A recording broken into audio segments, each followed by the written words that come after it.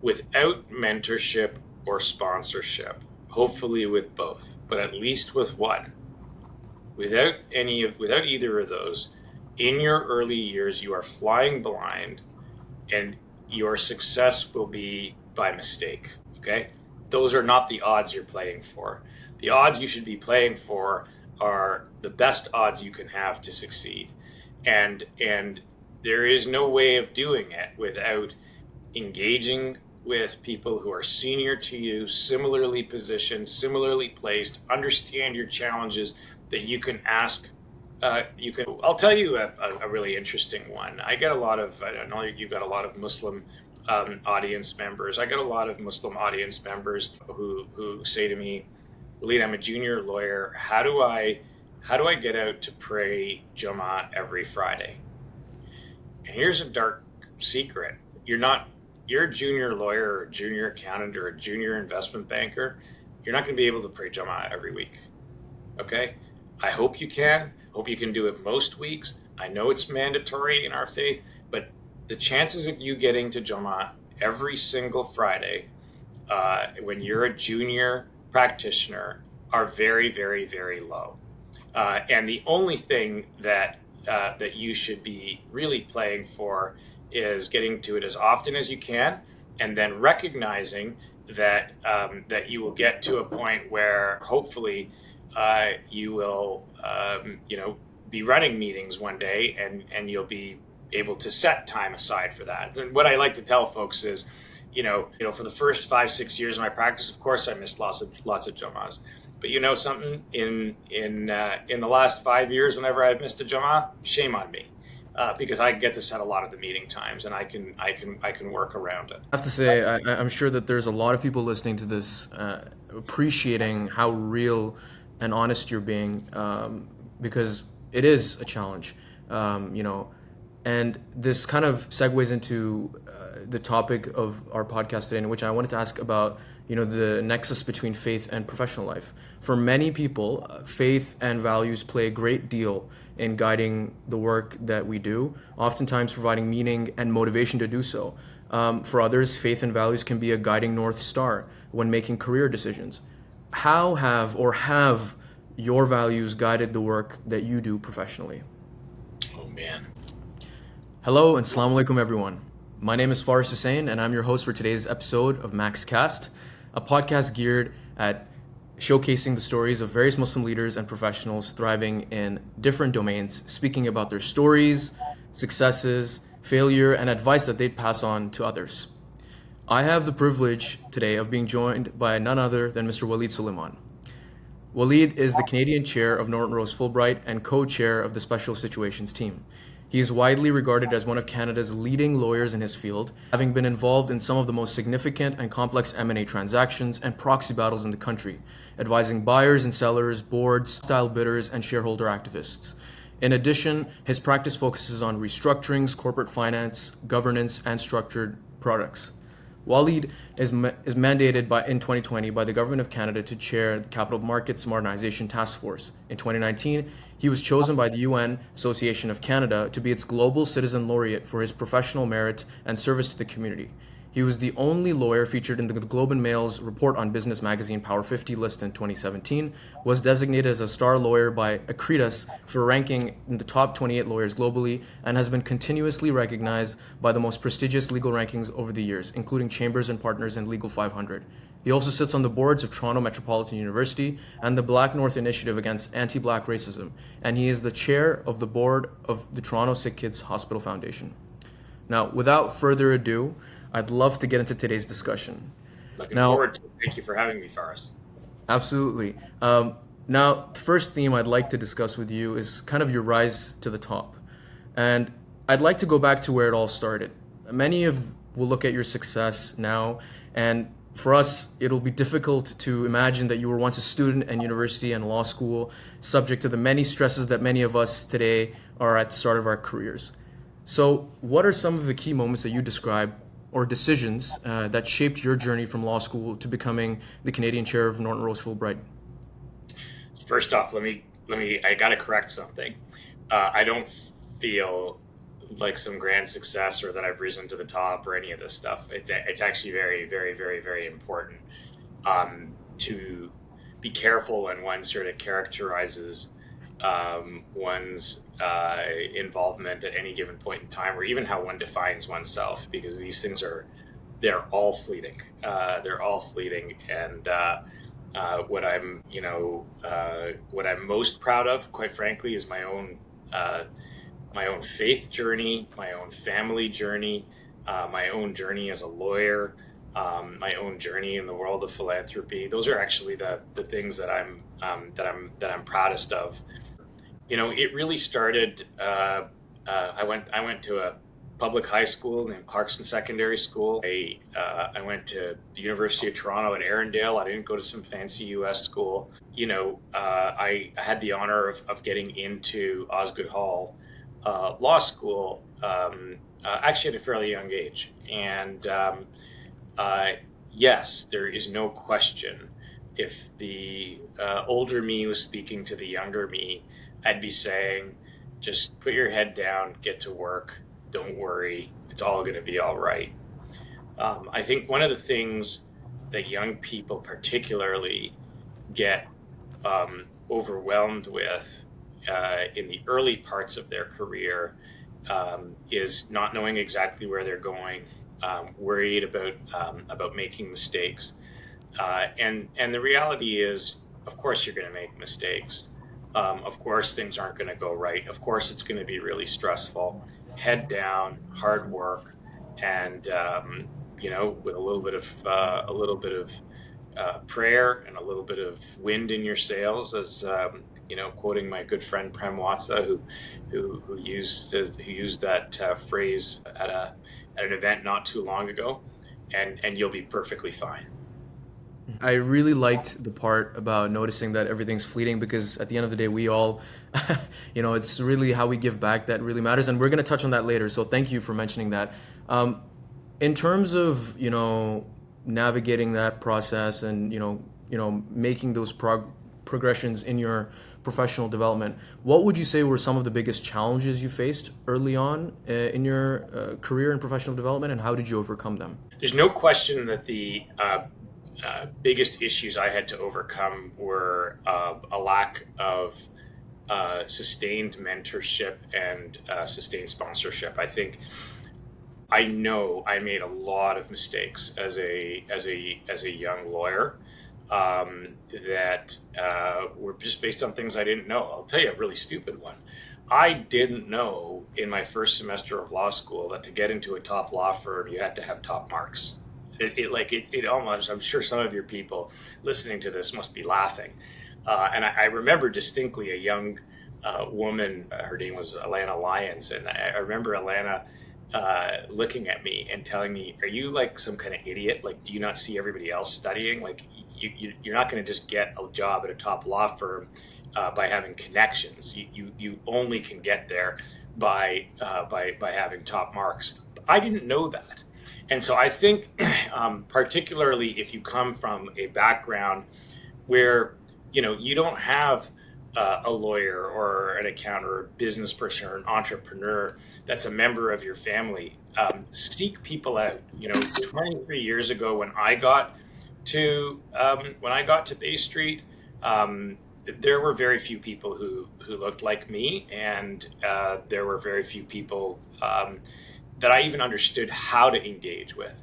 Now, whether you're, in Calgary in oil and gas, or Montreal working for the aerospace industry, or Toronto working in finance or law, like, there are so many people that you could reach out to, and that is, I think, a very big advantage, and something that I think would work very well for all of your listeners. I think you're almost premeditating my questions, because it bleeds right into what I was going to ask you next, in the sense of, I know that you mentioned that it was difficult for you to sustain, mentorship relationships.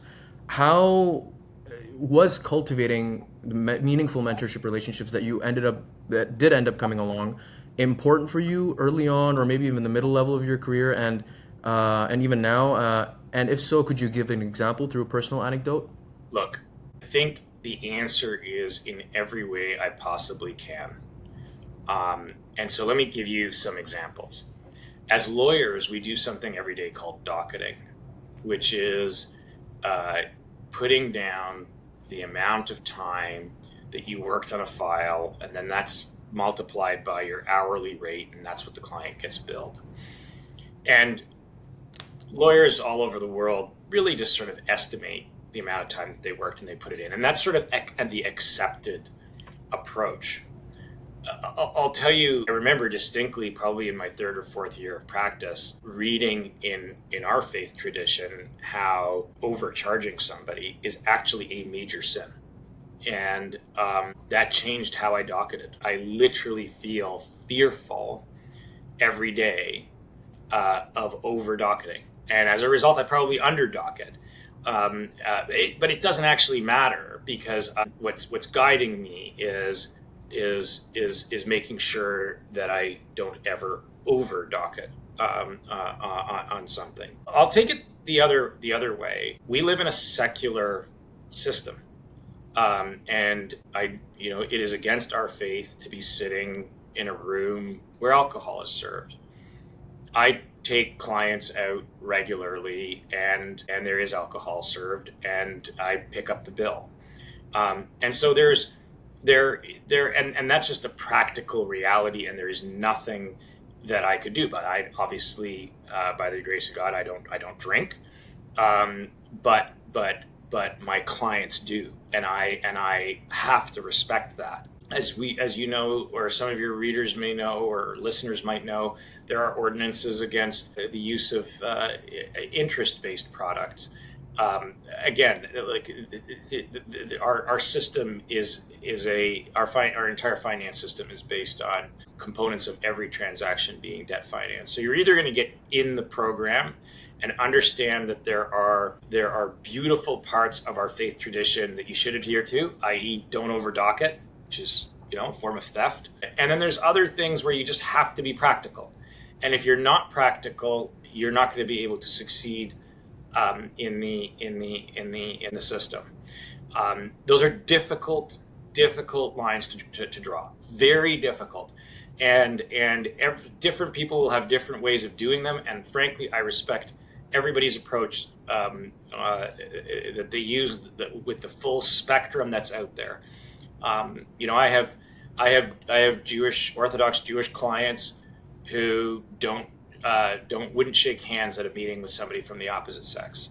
I've got Muslim clients who do that. I have chosen not to. I view it as a form of just basic respect in our tradition. So everybody's going to have their own way of doing it. My advice to folks is start by focusing on those things that make you just a better market participant. Basic things like don't overbill, and in terms of other rules of our faith tradition and other faith traditions, be pragmatic is the advice that I would give. As an articling student right now, I can completely understand the docketing anecdote, and I really appreciate it. And I also really like the pragmatic lens that you've offered and kind of voiced, and I think a lot of the listeners can really connect with that. I wanted to move a little bit more to a discussion on leadership. In your role as Canadian chair of Norton Rose, and having risen through the ranks to closing high-stakes M&A transactions, dealing with proxy battles, among various other complex corporate governance issues, I'm sure there might have been a tad bit of pressure on you at times. What would your advice be to leaders of organizations and teams when it comes to navigating decision-making? As a leader, especially if multiple and often conflicting interests are at play. Yeah. First and foremost, by the way, whether you're an articling student, or you're the chair of a firm, or you're a partner at a firm, or you're managing a deal, or whatever it is, first and foremost, manage your mental health, right? That is the first piece of advice. Manage your mental health. And I manage my mental health on a daily basis.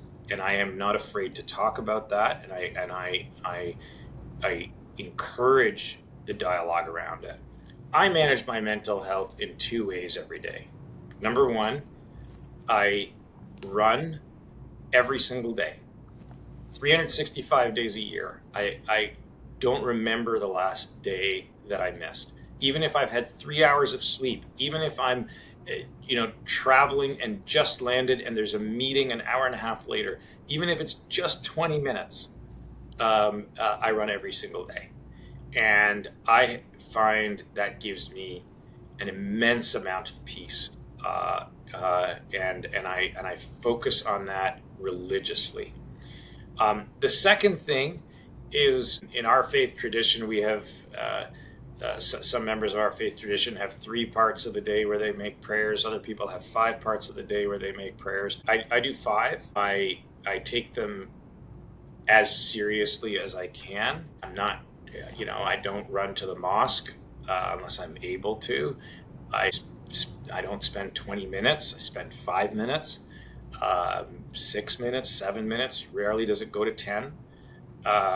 And I really use it as an opportunity to reset and to remind myself of what's important and to reflect on my past several hours, where I made mistakes, because we all make mistakes, and reflect on the next few hours and what it is I can do better. And I have found, Faaris, that the combination of those two, exercise and these 5 moments of meditation, which for me is prayer, that's what does it for me. That's what gives me the focus. And what I encourage folks to do is, if you're not of a faith-based tradition, find your formula. Find your formula, okay? It may be that your formula is that you need to go, skiing 3 times a year. Fantastic. Maybe your formula is you need to do yoga 4 times a week. Maybe your formula is you do 3 long runs a week. I don't care what it is, but figure it out, because forget what it takes to be a leader. You're not going to be able to progress in these high stress environments. You're just not going to, unless you're able to manage your mental health first. Second, and it's a lot easier to talk about this second one, 23 years into the practice of law, than it is, in the first few weeks. But here's the deal: you have to consistently do well, and most people who get into interesting places will do well, and people will pat you on the back. Thank you for that great memo. Thank you for that analysis. Thank you for staying late. Blah blah blah. But here's where your success is really measured: when everything is going wrong. When everything is going wrong, those are the moments where your true mettle as a leader is proven out. And how you put yourself back together when there's a real problem, and you say, all right, we've got a real problem right now, let's go and solve it, and let's make the best out of a bad situation. That is the real mettle of a leader. So look, I think it's managing mental health using the formula that works for you, and it is very carefully and intentionally figuring out how you're going to be resilient in difficult situations. Absolutely, and I think the anecdote goes that you can't pour from an empty cup. So I absolutely agree with that what you mentioned, and sort of to stem from that question, you spoke about how you manage it for yourself as a leader. How do you motivate and support your team during high pressure situations when you notice that maybe a team member is maybe suffering from it? How do you as a leader step in there? So the first thing that you need to recognize, again, at any stage in your progress, is that not everybody is going to be able to manage their mental health in the same way that you can all the time, right? Some people are they do get to a point where it's just there's too much to handle, and certainly not everybody's going to be able to handle situations that need resilience when things are down. And I think first one needs to recognize and accept that, because one of the frustrating things, and I just roll my eyes whenever I hear any business leader or other leader say it, is, well, I wish my team was more resilient. Well, buddy, that's why you're the leader, right? Like, there's people who are not, and that's fine. And part of what you've got to do is actually uplift everybody in that moment. And it's hard, but it's part of your job. And you've got to do it, and hopefully you'll. I think that's it's important to recognize that, and rather than try to force people into boxes, and to recognize people for who they are and their authentic selves. In a high-paced and interconnected world today, leaders often don't have the luxury of plentiful time to assess, when making decisions. How do you balance the need for thorough risk assessments with the urgency of making, timely decisions? So most of the time you have more time than you actually think you have, right? Sometimes you have very little time. Sometimes you've got somebody who's come out at 9:15 with a press release, making a whole bunch of allegations to short your stock, and you have to come up with a statement before the market opens at 9:30, and you've got 14 minutes to make an assessment as to how hard a statement you're going to be making so that you don't put your client in a difficult position 2 days later. I've learned in circumstances like that to start by listening, doing a lot of listening. A lot of people will have a lot of views in those moments. And I think the most valuable thing for an advisor or a leader in those circumstances is to listen. And once you have listened, if you've got more time, listen more. If you don't have enough time, then give your best advice. And one of the things, if you're a leader or if you're an advisor, as I am, sometimes you just got to make a call based on your best judgment, and you just have to do it. And you do it with the best information you have available to you. And you recognize that, God forbid, you just might be wrong, and that's okay too. Yeah, I think the acceptance of not being able to know 100% is really is insightful, and also the idea that listening. I mean, we have 2 ears and one mouth, as the saying goes. I think that's excellent, Walied. I really, it's very insightful to hear that, especially from a leader of your caliber. I wanted to kind of shift towards the importance of advocacy and the next generation's community engagement.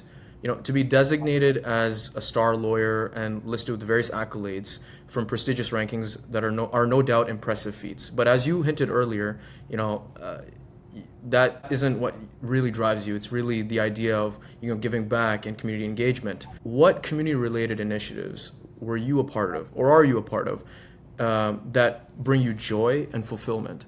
And are there initiatives or projects that you are currently involved in that you're particularly passionate about? Yeah. Let me, again, just course adjust a little bit.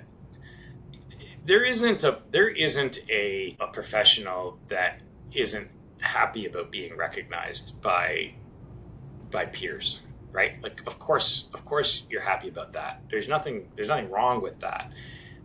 What I caution folks with is to be careful not to let those things define them, right? I don't want your listeners to think that, like, being ranked as a top accountant or lawyer or whatever isn't something to aspire to. Of course it is, and it's fun and it's nice and it's cool, right? It's also fleeting. Is the point I'm making. Like, just as you get onto these lists, you can get off of these lists. Just as you become the CEO of a company, you're not. I recently, up at my cottage, met the 92-year-old former CEO of one of the very big banks in Canada.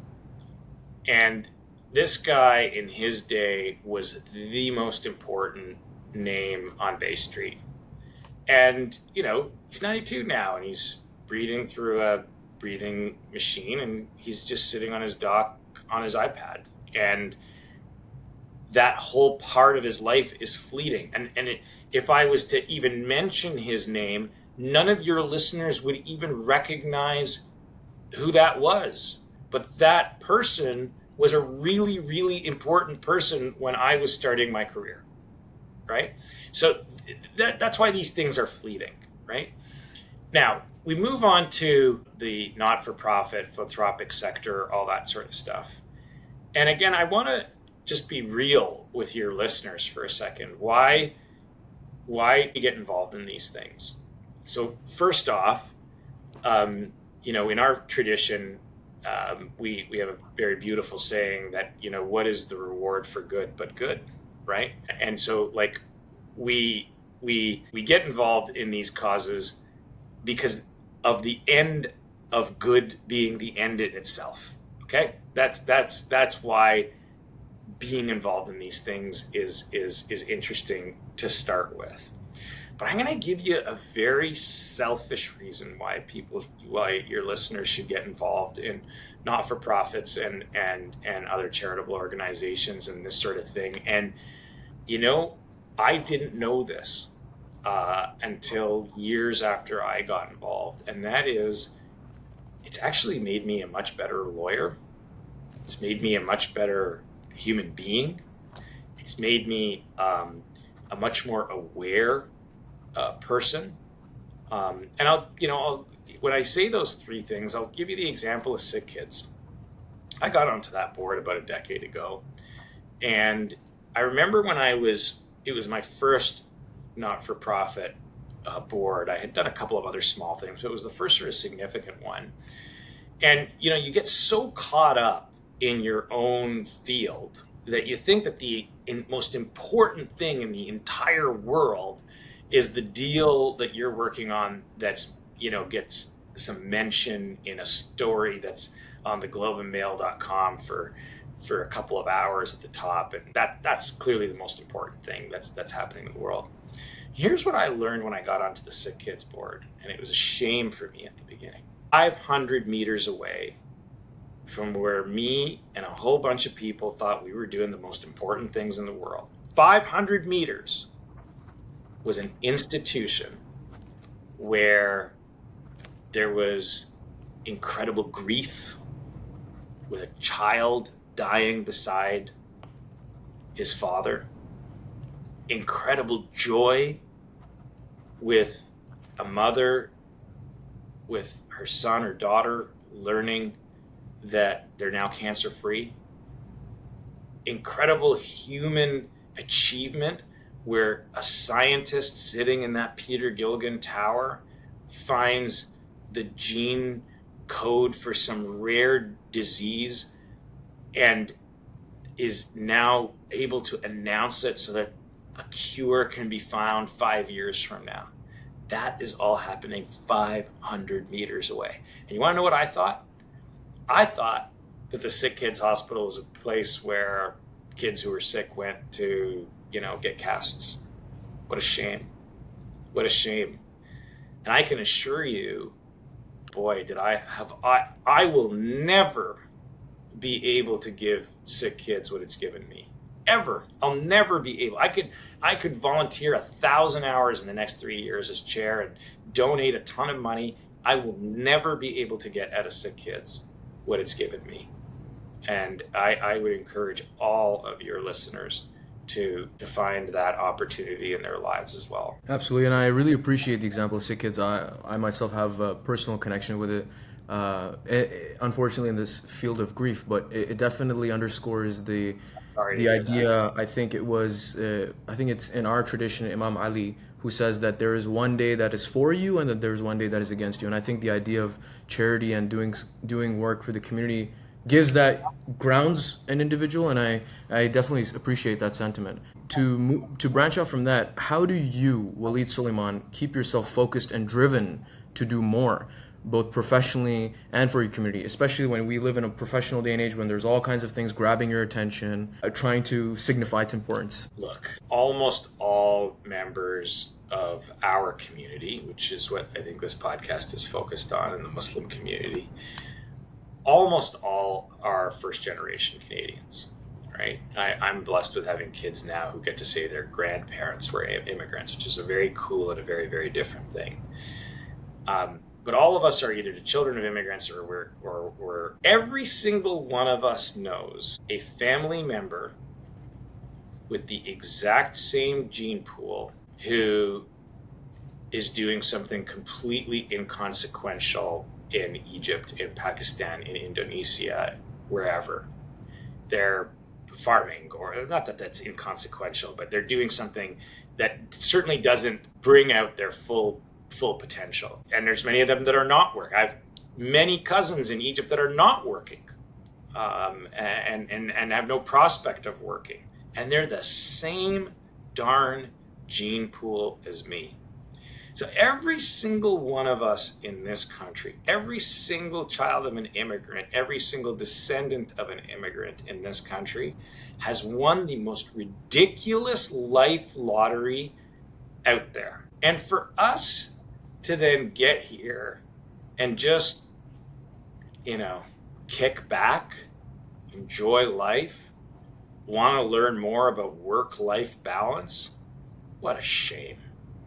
What an absolute ridiculous loser shame. I think it is a duty on every single one of us to achieve the very best that we could have achieved. I think it's a duty on every one of us to be involved in the philanthropic community to the very best of our capability. I believe it's a duty on every one of us to do the best we can for our families, to just really try to get the most that we can out of life.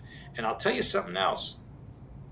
And my father certainly brought me up in this way. I think it's consistent with our tradition. We also get to learn from all sorts of other people. We have a beautiful saying in our faith tradition that we've been created in nations and tribes so that we may get to know one another. Not so that we fight one another, not so that we badmouth one another, not so that we don't listen even to one another, but actually to get to know one another. And that means that there's sometimes uncomfortable conversations where you've got to make sure that you're actually allowing yourself to digest and learn from others, and get the best you can out of folks. I'm very proud. I've got friends and great relationships across the entire political, religious, cultural spectrum, socioeconomic spectrum, and I learn from it. I learn from those relationships every single day, and I treasure them, and I'm grateful for them. Once again, I think our listeners are going to really appreciate how real you're being, and I almost feel like I'm having a conversation with my older uncle, and who gives me the same very real advice. So I really appreciate that. Uncle Faaris, let me help you. You're younger. Yeah. To kind of segue into a different area, how do you envision the role of Muslim leaders evolving in the next 10 to 20 years? And what role do you hope to play in that evolution?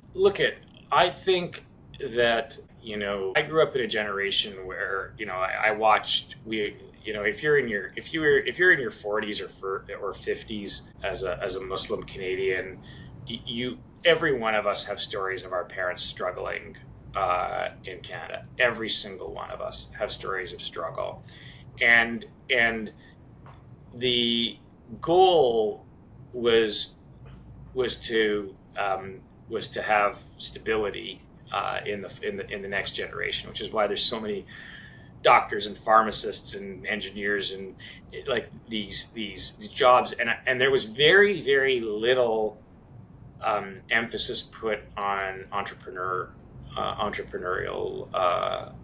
endeavors, because they were viewed as risky, and they were viewed as being not an appropriate progression in that immigrant story. I think the most exciting thing for me to watch in the next generation, the folks who are my children's age and a little older and younger, is folks who are becoming entrepreneurs, who are trying to do really, really exciting things that are new and different around the world.